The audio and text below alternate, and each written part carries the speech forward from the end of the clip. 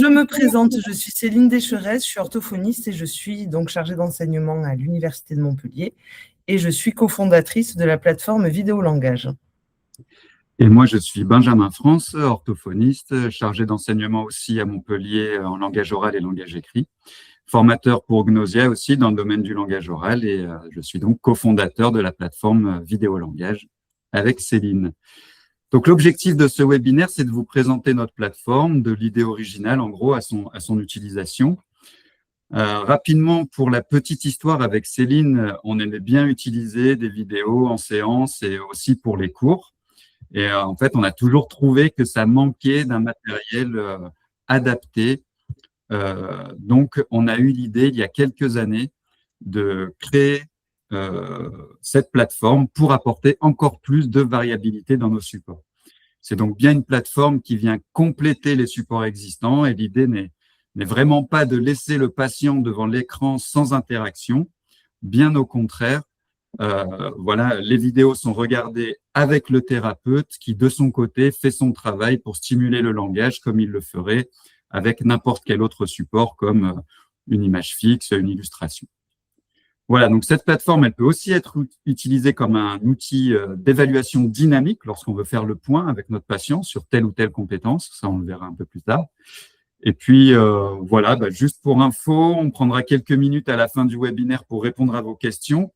Donc, n'hésitez pas à les écrire au fur et à mesure dans le chat. Et voilà, nous, on répondra à toutes les questions à la fin si vous en avez. Et encore merci d'avoir pu vous libérer pour assister à ce webinaire. Et merci aussi à celles et ceux qui nous regardent en replay. Du coup, je vais commencer par vous faire une présentation globale de Vidéo Langage. Alors d'abord, qu'est-ce que c'est? Vidéo Langage, c'est une plateforme qui donne accès à des centaines de vidéos courtes en streaming qui ont été conçues spécialement pour stimuler, développer et structurer le langage oral. Les vidéos sont classées par axe thérapeutique et s'utilisent directement en séance avec les patients. Bonjour Sylvie. Qui nous rejoint donc en cours de route. Donc, la plateforme a été pensée par nous qui sommes orthophonistes et donc la cible principale était d'être utilisée en séance de rééducation orthophonique par les orthos. Mais dans une version plus aboutie, on se rend compte qu'elle peut aussi être utilisée par d'autres professionnels, comme par exemple des psychomotriciens ou des psychologues pour tout ce qui concerne les émotions, ou encore par des profs en éducation spécialisée. Alors, les grands principes de fonctionnement, c'est que les vidéos sont organisées par axe thérapeutique. Donc, les différents axes qu'on peut travailler, ce sont les émotions, le récit, la syntaxe, le lexique ou encore les inférences.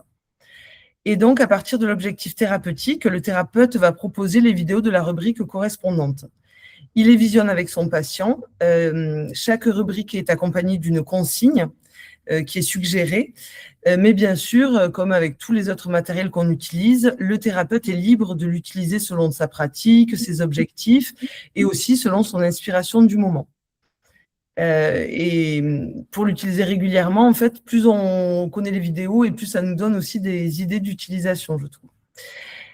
Voilà, et comme on le disait tout à l'heure, les vidéos peuvent être aussi utilisées en évaluation dynamique, c'est-à-dire pour vérifier certaines compétences langagières sans forcément passer par un bilan, ou encore pour compléter le bilan. Par exemple, si on a des interrogations sur la maîtrise de notre patient concernant les verbes irréguliers, on peut visionner toute la série de vidéos qui concernent cet aspect syntaxique pour voir un peu où il se situe. Voilà, donc encore une fois, l'objectif n'est pas du tout de se substituer au matériel existant, mais bien de venir compléter ce qui existe déjà. Voilà, l'ambition, c'est d'apporter de la variabilité avec un aspect ludique, écologique et attractif qui est vraiment propre à la vidéo. Donc, par exemple, pour travailler les émotions, comme là, on a quelques rubriques sur les émotions, vous pouvez faire un loto des émotions que vous avez l'habitude d'utiliser, des mimes, des images scènes qui permettent de travailler autour des émotions, puis compléter avec les rubriques consacrées dans Vidéo Langage pour approfondir le travail dans ce domaine et ancrer encore davantage les apprentissages. On va parcourir ensemble maintenant les différentes rubriques de la plateforme par ordre de présentation pour vous donner une vision assez exhaustive, mais quand même voilà, rapide du site. On ne va pas s'éterniser sur chaque rubrique. N'hésitez pas encore une fois à poser des questions dans le chat. On prendra un temps pour y répondre à la fin du webinaire. Voilà, on va commencer. Donc ici, vous voyez en haut, on a une vidéo de présentation globale de la plateforme et puis on a des tutos là qui sont en cours d'encodage qui seront là si besoin pour guider les utilisateurs et les utilisatrices rubrique par rubrique. Donc on commence par les émotions. En fait, il y a deux grandes façons de naviguer sur cette plateforme. Soit on scrolle et on a toutes les rubriques voilà, jusqu'au bout, soit on peut aller directement à la rubrique, chercher la rubrique que l'on cherche par ce menu-là, page. Voilà, ce que je vous recommande d'ailleurs de faire si vous essayez la plateforme. Donc, on va commencer par les émotions. Ici, vous pouvez travailler de façon approfondie autour des 6 émotions de base, la joie, la tristesse, le dégoût, la colère, la peur et la surprise. Elles peuvent être nuancées et voilà, ça permet aussi d'aborder du vocabulaire plus précis sur les émotions. On a, voilà, comme vous pouvez le voir, un certain nombre de visages différents et différentes façons d'exprimer ces émotions, ce qui est très intéressant. Et donc, il faut savoir que ces émotions, on a tendance à les travailler essentiellement avec nos patients qui ont un trouble du spectre de l'autisme, mais depuis l'étude Scales, une grande étude menée en Angleterre auprès de la population globale, c'est l'étude qui fait référence maintenant en termes de TDL. C'est de cette étude-là qu'on sait qu'il y a 7,5% de TDL maintenant, de troubles du développement du langage. Bon, cette étude nous dit aussi qu'il est très important de travailler les émotions avec nos patients TDL, puisqu'ils ont du mal à nommer leurs ressentis, à mettre des mots sur leurs ressentis et à identifier les émotions des autres aussi. Donc, on a tout intérêt, en gros, à travailler les émotions avec nos patients TDL aussi. C'était le message que je voulais faire passer rapidement, mais c'est raté, c'était un petit peu long. Donc, en désignation, vous voyez, on peut travailler les émotions en désignation. Donc là, c'est vraiment de la reconnaissance d'expression faciale. Le patient doit montrer l'émotion, en fait, qui est nommée par le praticien. C'est le niveau le plus facile qui permet une petite familiarisation avec le vocabulaire des émotions et qui permet de voir où en est le patient dans ce domaine. Voilà, ça permet également d'aborder, encore une fois, la variété d'expressions selon les individus. Donc là, si on regarde par exemple les émotions d'Adèle, hop, vous voyez, là, on va proposer au patient, montre-moi la joie, montre-moi la surprise, montre-moi la peur, montre-moi la tristesse. Voilà. Donc là, on voit l'intérêt de la vidéo par rapport à une image fixe quand on a l'habitude de travailler les émotions avec soit des illustrations, soit des photos.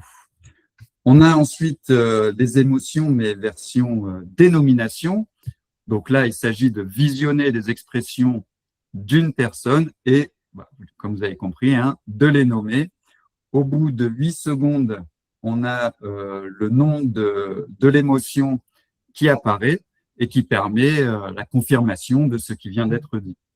Donc, l'orthophoniste ici peut mettre pause, hop, tout simplement, si le patient ne trouve pas le nom de l'émotion et s'il a besoin de plus de temps ou s'il a besoin d'étayage ou si on a besoin de travailler un peu plus d'évocation, de développer autour de l'émotion.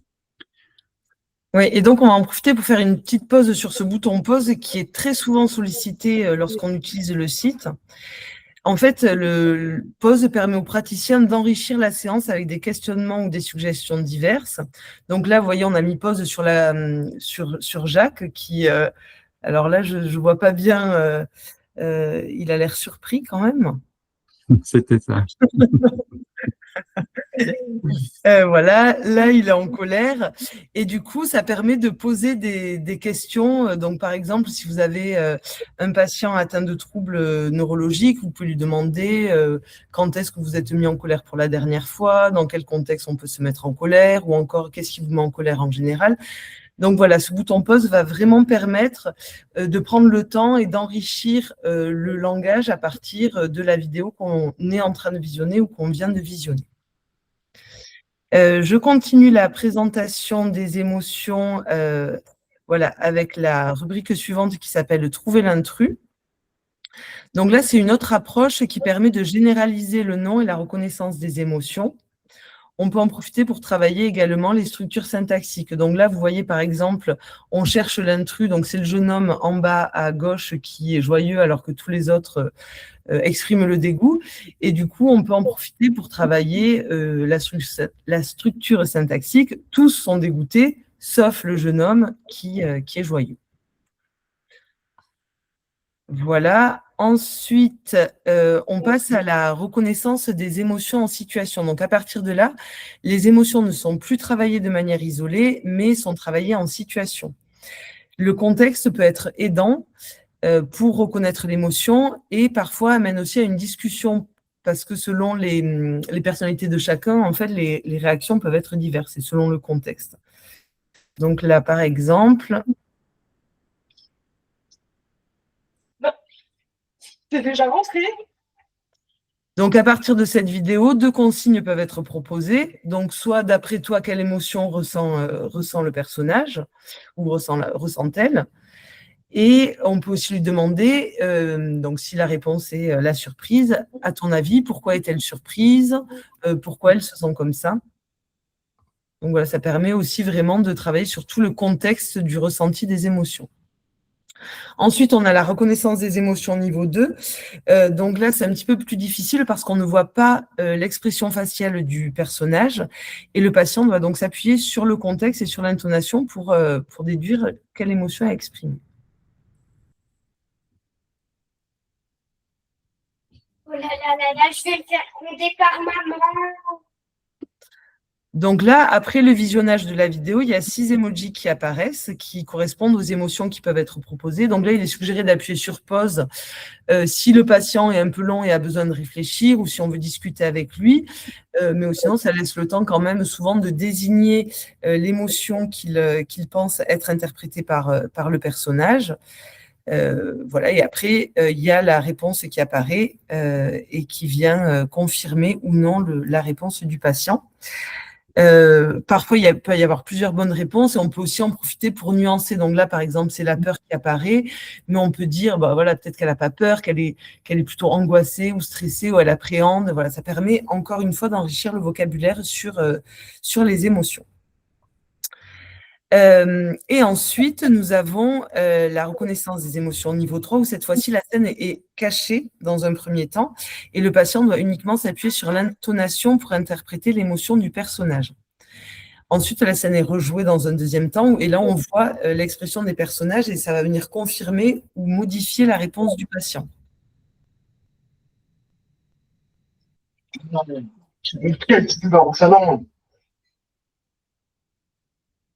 Donc voilà, à ton avis, comment se sent le personnage? Et bon, s'il dit il est énervé ou il est dégoûté, enfin, voilà, selon l'interprétation.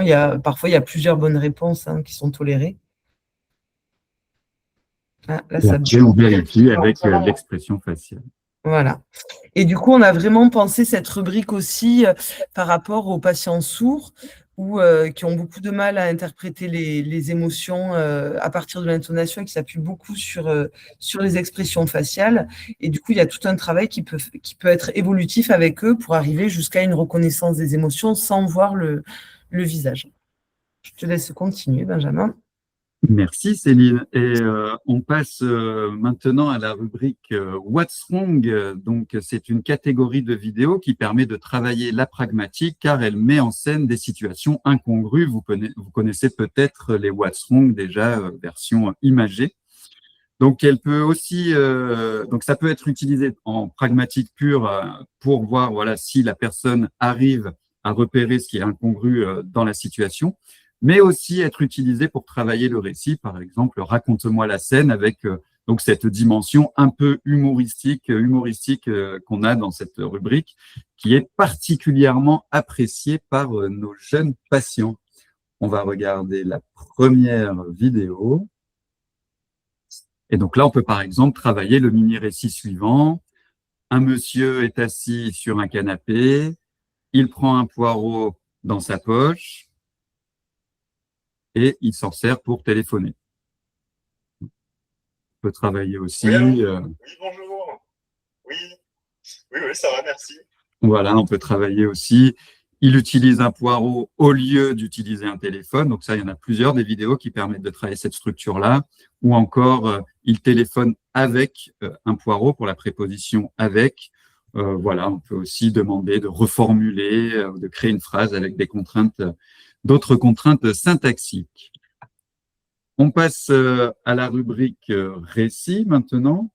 Donc c'est une rubrique voilà, où la vidéo, une fois là, encore pour nous, prend tout son sens. Elle permet, cette rubrique récit, de travailler la planification et la construction d'un récit. Ces vidéos permettent de travailler, entre autres, les différents connecteurs temporels, comme au début, ensuite, à la fin. La coréférence pronominale aussi, avec la reprise du pronom personnel sujet « elle », par exemple, pour le personnage féminin, ou tout ce qui est aussi pronom complément. On va pouvoir travailler les temps verbaux avec, par exemple, elle va s'asseoir, elle s'assoit, elle s'est assise. Donc, petit exemple, on va regarder cette vidéo-là avec le petit message de lecture qui est plutôt sympathique. Donc, on regarde la vidéo de la lecture. Au début, on peut dire une fille lit, une autre fille arrive et lui demande si elle peut s'asseoir. Ensuite, elles lisent toutes les deux sur le canapé. Tout à coup, un garçon surgit de derrière le canapé et les fait sursauter. Voilà un peu l'idée. Voilà, on a vraiment… voilà, c'est pour aussi varier encore une fois les supports, sortir un peu des images scènes, des images séquentielles. Ça, on a quelque chose d'un petit peu plus naturel qui permet, voilà, de travailler ce récit de façon un peu plus écologique. Voilà, donc on peut aussi, grâce à ces vidéos de récit, constater, vérifier si ce qui a été travaillé de façon plus spécifique en morphosyntaxe, comme on va le voir tout à l'heure, si ce qu'on a travaillé, comme par exemple, encore une fois, les pronoms compléments, si c'est transféré dans le récit. Voilà, donc ces vidéos de récit et de What's Wrong se prêtent également à une utilisation en langage écrit, en production écrite. On peut tout à fait proposer, raconte par écrit la scène que tu viens de voir, comme d'ailleurs quasiment toutes les vidéos de morphosyntaxe que Céline va vous présenter maintenant. Donc en fait, on a plusieurs vidéos qui vont permettre de travailler la morphosyntaxe. Elles peuvent être travaillées soit en expression pour la plupart, mais également pour certaines en compréhension, avec un double écran qui permet la désignation. On a classé ces vidéos par objectifs syntaxiques. Donc, les différents objectifs sont les phrases simples avec verbe fréquent et phrases simples sujet-verbe complément, oui. Les verbes pronominaux, le pronom sujet il, elle, les pluriels verbaux irréguliers, la forme négative, les pronoms compléments et les temps primaires. Donc, on va balayer tout ça assez rapidement. Donc, on a proposé une nouvelle rubrique sur les verbes fréquents. Donc là, c'est la seule catégorie pour laquelle nous avons eu recours à l'intelligence artificielle pour nous aider à faire des vidéos. En complément des vidéos tournées avec nos acteurs, c'était l'idée d'apporter vraiment beaucoup de variabilité, de contexte, de lieux et de personnages. Donc là, on regarde la vidéo et on la consigne. Et que fait-il ou que fait-elle ? Et après, libre à vous, bien sûr, de venir étayer en rajoutant des expansions, par exemple. Donc là, la réponse est « elle lit », mais on peut demander « où lit-elle » ou encore « que lit-elle », etc. pour venir enrichir la phrase et la complexifier. Voilà, c'est pareil pour la catégorie sujet-verbe complément, où bon, là, du coup, la phrase est un peu plus complexe, mais… Donc là, par exemple, il pèse la farine. Où pèse-t-il la farine? Il pèse la farine dans la cuisine. Avec quoi pèse-t-il la farine? Il pèse la farine dans la cuisine avec une balance, enfin voilà, etc. On peut vraiment venir travailler du vocabulaire et on a essayé on a vraiment axé toutes les vidéos sur des scènes assez quotidiennes pour vraiment permettre aux patients d'utiliser du vocabulaire efficace, après de le réutiliser au quotidien. Ensuite, nous avons la catégorie des verbes pronominaux. Par exemple, on peut mettre « elle se brosse les dents ». Oui, pardon, excuse-moi, j'étais un peu en retard. Donc voilà, et là, on a une quinzaine de verbes pronominaux, ce qui permet de généraliser. Voilà. Ensuite, nous avons la catégorie « il et elle » qu'on est souvent amené à travailler avec nos patients. Donc là, cette fois-ci, on peut soit la travailler en compréhension grâce au double écran, où on demande montre-moi « il range », par exemple, ou alors directement en expression, dis-moi ce qu'ils font. Alors à gauche de l'écran, elle range, et à droite, il range. Voilà, on s'adapte au niveau de notre patient. Ensuite, nous avons la catégorie des verbes qui ont des pluriels irréguliers. Donc là aussi, on est en double écran pour permettre la désignation. Donc par exemple, montre-moi, elle boit. Montre-moi, elles boivent. Donc voilà, pour ces deux dernières catégories, avec le double écran, là, nous avons volontairement alterné les places de « il » et « elle » et de singulier pluriel selon les vidéos pour éviter les réponses systématiques. Voilà, ensuite on passe à la forme négative. Donc là, l'orthophoniste va induire la production de la forme attendue en amorçant la phrase. Donc par exemple, il saute et elle… Voilà, si le patient ne saute pas, bravo. J'ai bien Voilà. suivi. Tout à fait. Trop fort, Benjamin. Merci Marianne et bienvenue parmi nous. Donc on va un peu vite, hein, mais c'est pour essayer de balayer tout le site. Donc là, on continue avec la catégorie pronom complément où on a encore plusieurs vidéos qui proposent ce travail-là. Et là, on a l'impression que la vidéo prend tout son sens, car ce sont des notions qui impliquent une prise en compte de la temporalité. Donc, pour les pronoms compléments, plusieurs actions s'enchaînent et entraînent donc l'utilisation du pronom anaphorique pour éviter la répétition. Donc, par exemple, là, elle prend le chocolat, elle le casse. Voilà, elle le casse. Et puis, elle le fait fondre.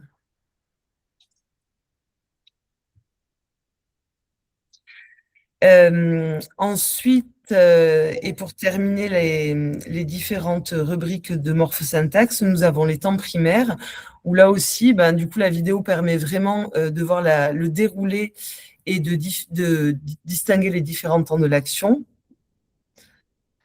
Donc là, on a inséré des consignes dans les vidéos. Que va-t-il faire? Il va jouer, je pense. Que fait-il? Il joue. Un peu de précision là quand même. Et attention, qu'a-t-il fait? Il a joué, hein, il a joué. Donc voilà, et nous vous rappelons que toutes ces vidéos peuvent être utilisées en langage écrit. Donc par exemple, si vous voulez travailler la conjugaison à partir de cette vidéo, on peut écrire en même temps et cela permet de travailler les flexions verbales. Mais on peut aussi travailler autre chose, comme les adjectifs. En fait, chaque vidéo va s'adapter vraiment à vos besoins selon vos objectifs thérapeutiques. Voilà qui concerne la morphosyntaxe. Voilà, qui est une grande partie du site. On le redit à la fin, mais je le dis quand même au milieu, au cas où il y en a qui nous lâchent en cours de route. Il y a aussi des fiches de suivi ici pour chaque rubrique. Tous les items sont listés. Si vous avez envie de vous inscrire dans une démarche, faire de l'évaluation dynamique et être dans une démarche un peu plus EBP, quoi.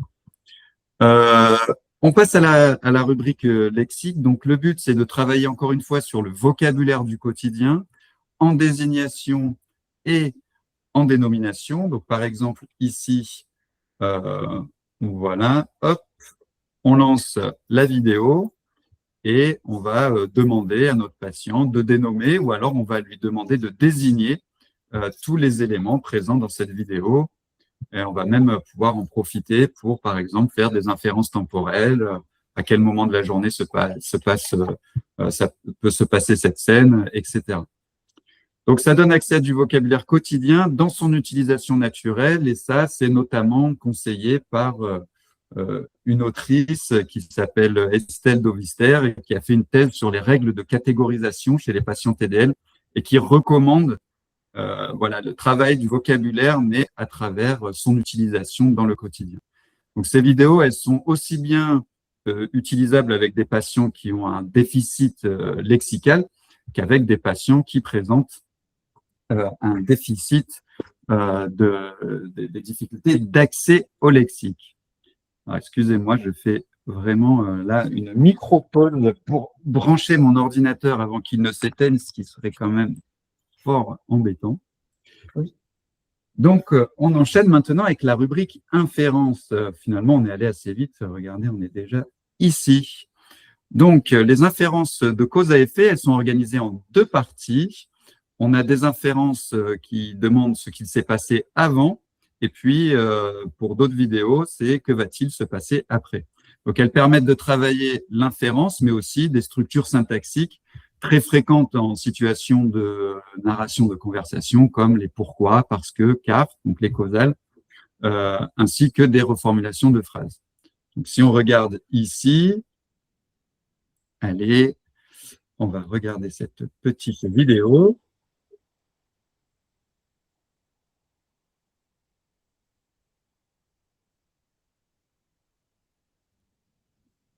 Hop, petite pause. Eh ben alors, à ton avis, Marianne, que s'est-il passé avant? Eh ben, il a pris une sacrée saucée. Ah, on va vérifier ça Intéressant, quand même. en direct. Une suggestion?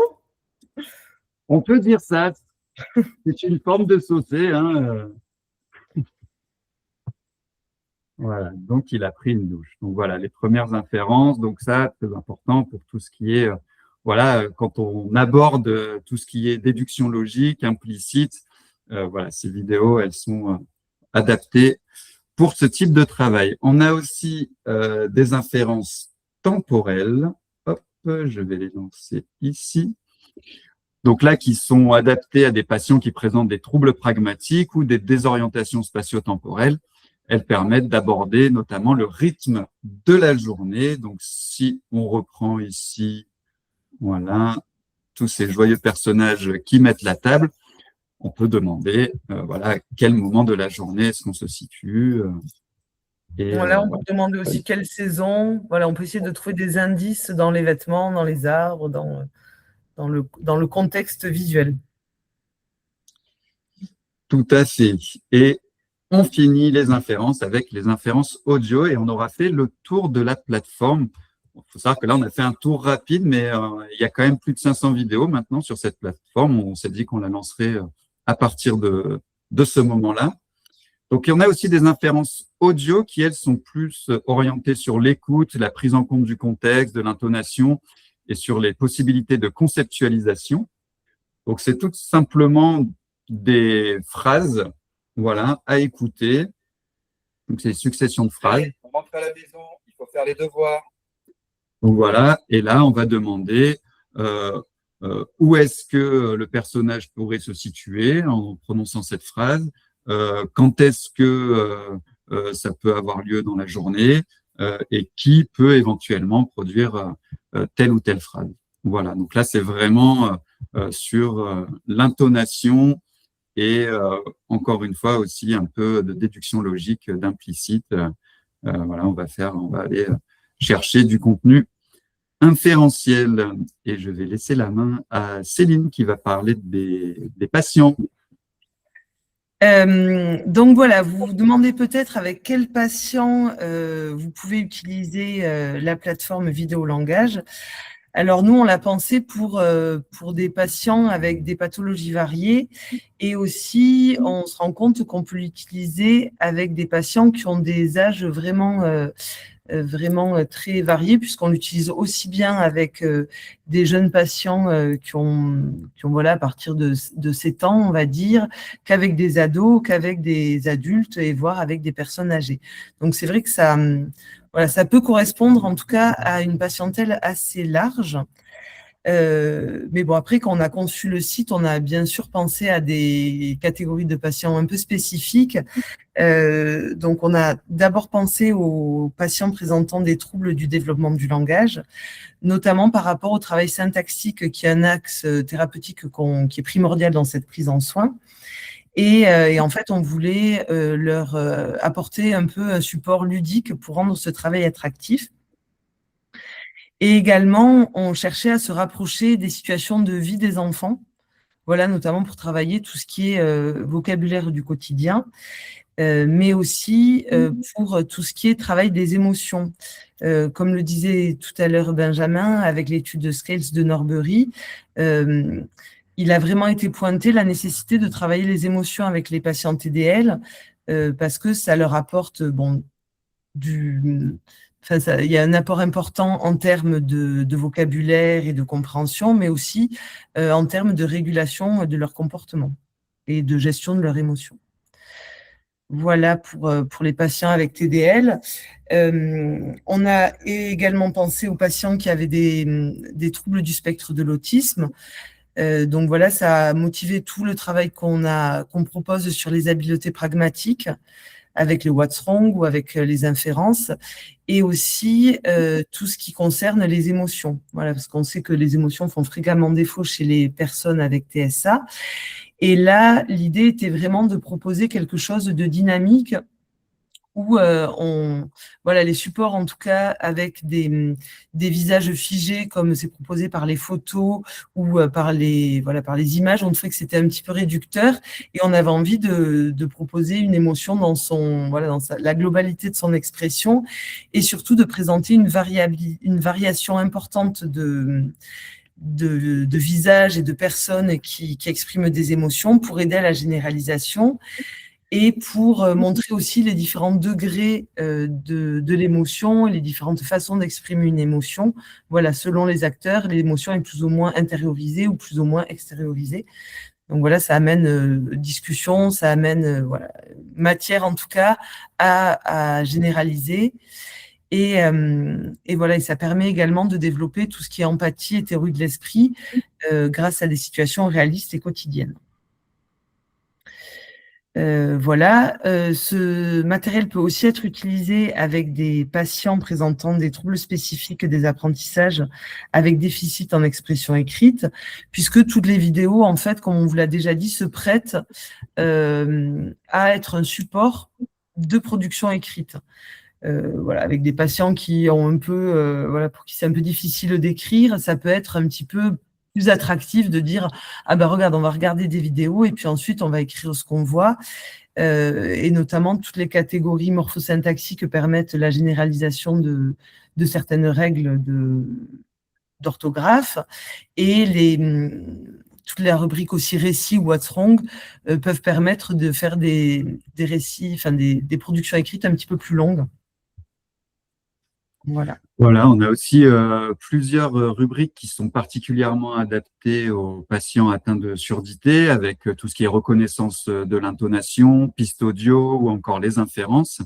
Et après, toutes les autres rubriques sont également adaptées à la remédiation du langage oral et ou écrit des personnes qui présentent une surdité. On a pensé aussi à la déficience intellectuelle parce que les vidéos sont proches du quotidien et permettent de stimuler le langage oral de façon globale, finalement, quel que soit l'âge du patient. Concernant les troubles cognitifs dans le cadre de pathologies neurologiques, actuellement, on n'a pas vraiment de vidéos spécifiques pour ce travail cognitif, mais moi, personnellement, je les utilise avec mes patients neuro-adultes parce qu'il y a des vidéos qui peuvent tout à fait être adaptées aux prises en soin des aphasies. Je pense notamment à tout ce qui est dénomination des verbes. Donc voilà, ça peut vraiment être adapté aux prises en soins des aphasies ou des troubles neurodégénératifs. Nous avons aussi pour projet de créer une banque de vidéos qui permettrait le travail de la mémoire visuelle et ou auditive et donc qui sera particulièrement pensée pour un public adulte.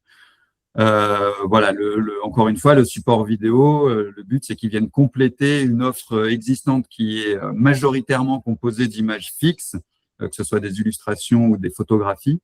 Et les vidéos sont quand même idéales pour travailler notamment la chronologie des actions et leur planification, la narration, le rappel.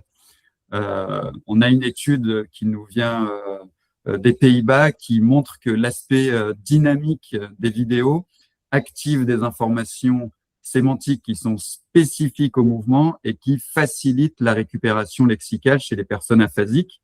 Donc, c'est une activation, voilà, cette vidéo permet une activation supplémentaire qui va venir compenser partiellement, évidemment, les difficultés de récupération verbale. Mais cette étude, elle montre quand même qu'il y a tout intérêt à utiliser la vidéo quand on travaille autour des verbes. On aura plus d'effets en utilisant des vidéos par rapport à une image fixe, particulièrement pour les verbes. Et c'est pour ça que sur la plateforme, entre les verbes fréquents, les verbes pronominaux, les verbes irréguliers, on a quand même une centaine de verbes possibles à travailler. Voilà. Ensuite, on va répondre à la question comment intégrer vidéo-langage dans une séance classique. Donc, par exemple, si on prend un exemple en morphosyntaxe, prenons l'exemple des pronoms compléments.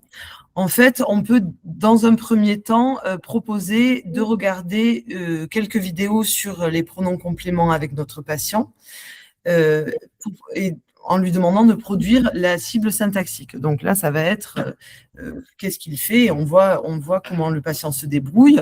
Si c'est réussi très bien, on aura eu ça agira un peu comme une évaluation dynamique où on se dit ok, c'est une notion qui est maîtrisée par notre patient, on peut travailler autre chose. Et si c'est échoué, on va du coup axer nos prochaines séances dessus. Donc tout d'abord, on peut lui montrer toutes les vidéos en lui proposant le modèle, en fait proposer comme un modelage pour chaque vidéo, comme ça il entend en réception et on prête une attention particulière à ces pronoms compléments. Et ensuite, on peut lui proposer d'autres supports qui vont venir l'aider à intégrer cette notion. Donc, je ne sais pas, ça peut être par exemple un support imagé ou alors de la manipulation d'objets pour intégrer les pronoms compléments en compréhension, en expression. Voilà. On peut faire ça du coup sur quelques séances. Et puis, on lui présente une nouvelle fois les vidéos pour voir s'il a intégré et pour faciliter la généralisation.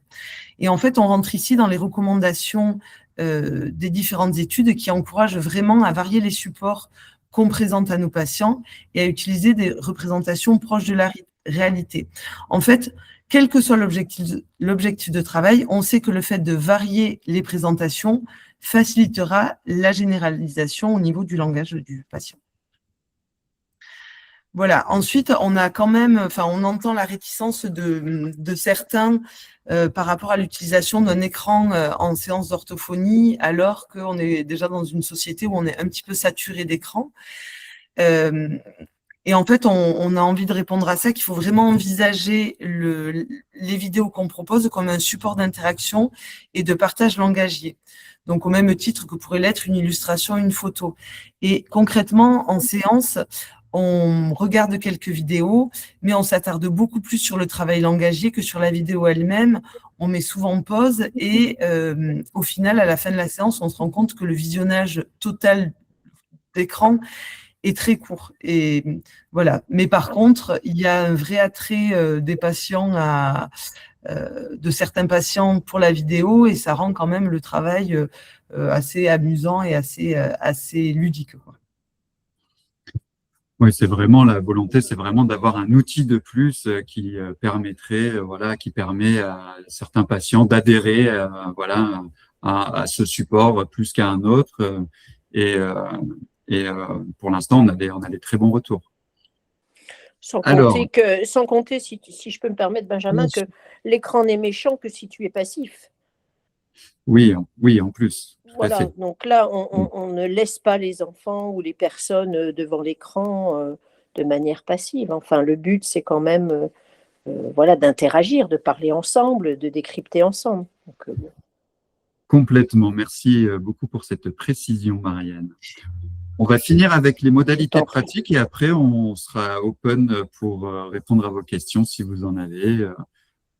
Donc, si vous souhaitez accéder à cette plateforme, vous pouvez ici, dans votre barre de recherche habituelle, vous tapez vidéo langage et donc, vous avez soit videolangage.com, en fait, c'est notre site vitrine, on va dire, c'est le site qui permet voilà, d'avoir des informations. Est-ce qu'il y a un code promo actuellement?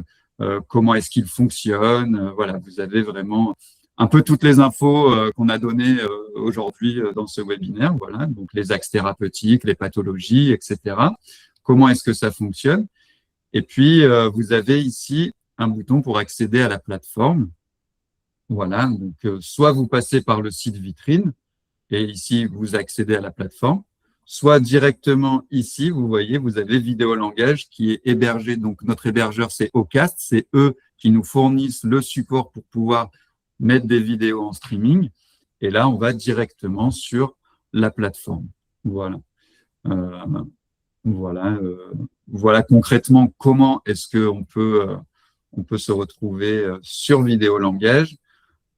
Ici, quand on retourne sur le site vitrine, hop, vous avez aussi toute la partie s'abonner, tac, vous avez directement les offres qui vont être proposées. Donc, on a une offre mensuelle à 6,99 € par mois. On avait vraiment la volonté de faire quelque chose de très accessible et aussi d'évolutif. Voilà, donc voilà, c'est le maximum hein, un peu qu'on peut faire. En ce moment, on a mis un code promo qu'on remet régulièrement. Là, en ce moment, c'est VL 2026 qui permet d'accéder à la plateforme pendant un an pour 5 € par mois, en gros. Et puis, on a aussi une offre principale annuelle à 69 € par an. Voilà, donc encore une fois, il y a des périodes où on va mettre des codes promo, des offres, voilà. On réfléchit à plein de choses, à tout ce qui est possible de mettre en place avec les contraintes aussi de l'hébergeur. Franchement, n'hésitez pas à l'essayer. De toute façon, vous avez 7 jours d'essai gratuit. C'est sans engagement. C'est très facile de se désabonner si jamais vous trouvez que ça correspond pas à votre pratique, etc. Voilà, n'hésitez pas à essayer. Nous, comme on se lance, on a besoin de retours. On aime beaucoup avoir voilà, le ressenti des utilisateurs, des utilisatrices. Donc, n'hésitez pas à le tester. Voilà, on sait que la navigation n'est pas optimale. Hein, comme je vous l'ai dit au départ, là, vous avez l'accueil pour aller sur toutes les rubriques. Il faut scroller, mais le mieux, c'est de passer par ici l'onglet Pages. Et là, vous allez plus rapidement aller retrouver là où les vidéos que vous avez envie d'utiliser. Voilà, ça aussi, hein, ça se travaille avec les hébergeurs. Voilà, on tient aussi à préciser que c'est une plateforme qui a pour ambition d'être évolutive, c'est-à-dire qu'on va à la fois on va faire le maximum pour alimenter les différentes rubriques, apporter voilà de la variété au sein même des rubriques, mais aussi ajouter des nouvelles rubriques parce que on a des idées, vous avez plein d'idées aussi. On sait que voilà les orthophonistes qui l'utilisent nous soumettent des idées régulièrement pour tourner telle ou telle voilà, dimension du langage. Et voilà, on a vraiment envie de faire vivre cette plateforme. On s'est lancé, on s'est dit il y a 500 vidéos, c'est quand même un outil qui est quand même assez solide déjà à la base et que vous pouvez utiliser avec plusieurs profils de patients. Et je précise que ce sera évolutif, mais il n'y aura pas de changement de tarif pour celles qui sont déjà abonnées, évidemment, quoi. Allez, dernière précision avant de passer aux questions. Les fiches de suivi, je vous l'ai dit ici, je vous montre quand même à quoi ça ressemble. Pour chaque rubrique, vous avez une fiche de suivi. Si par exemple, vous voulez faire de de l'évaluation dynamique. Hop, je vais ici, allez, on a parlé des verbes fréquents. Je vais aller chercher ma première liste de verbes fréquents, 20 verbes fréquents. Et ici, voilà, j'ai ma fiche de suivi avec le patient, la date et est-ce que voilà, ce patient, cette patiente a réussi à dénommer tel ou tel verbe cette date-là, et ensuite quand je les ai retravaillés, etc., etc. Voilà, on peut tout à fait voilà, être dans une démarche aussi rigoureuse avec cette plateforme, tout comme on peut l'utiliser un peu comme on le souhaite, sans aussi se fier aux consignes qui sont inscrites pour chaque rubrique et le faire un petit peu au feeling, entre guillemets. Voilà, on arrive au terme du webinaire. Je vous remercie beaucoup parce que en fait, on avait une petite vingtaine d'inscrits et finalement, on se retrouve une petite dizaine. Donc, c'est vraiment merci parce que bon, on a enregistré le webinaire. J'espère qu'il y en a qui vont pouvoir du coup le suivre en replay. Et puis, si vous avez des questions, on est à votre disposition. Déjà, est-ce qu'il y a des questions dans le chat? Je ne sais pas. Alors, on va regarder ça tout de suite. Non, c'est bon. Voilà, parmi vous, il y a certaines personnes qui sont abonnées et certaines qui ne le sont pas. Donc vous n'avez pas la même connaissance de l'outil. Mais n'hésitez pas, quelle que soit la question ou la suggestion. Je dirais, moi, je ne suis pas abonnée. Hein, je découvre là. Et je dirais, gros travail. Beau travail. Merci. Quand même. Merci, Marianne. Voilà. Moi, je pense que vous pourriez vous servir de ça pour travailler un peu sur la cécité. C'est-à-dire soigner des enregistrements sonores, essayer d'avoir des... parce qu'on a très peu de choses, en fait, pour la cécité. Très, très peu de choses pour travailler le langage sur la cécité. Alors, bien sûr, on a d'autres supports, parce qu'il y a l'audition, etc. Mais justement, c'est... voilà, moi, je me dis que ça ne... Comment dire, ça pourrait faire partie de votre appel. Ouais, tout à fait. C'est pour ça qu'on a développé, en tout cas, pour le moment, on n'a qu'une partie qui ne traite que au niveau auditif, avec les inférences audio. Mais en fait, on s'est dit que c'était quand même hyper intéressant et effectivement, il existe peu de supports. Après, là, en plus, ça se développe pas mal avec les podcasts, les supports où on a quand même que de l'audio. Mais c'est vrai que tout ce qui concerne le bruit, les environnements sonores et tout ça, c'est quelque chose qui nous intéresse. Et en fait, on a déjà pensé, en tout cas, à développer un petit peu cette partie. On l'a pas encore fait pour le moment. On est plutôt resté sur l'aspect, justement, apport visuel. Mais c'est quelque chose, et quand on aura le temps, qu'on aimerait bien développer, effectivement.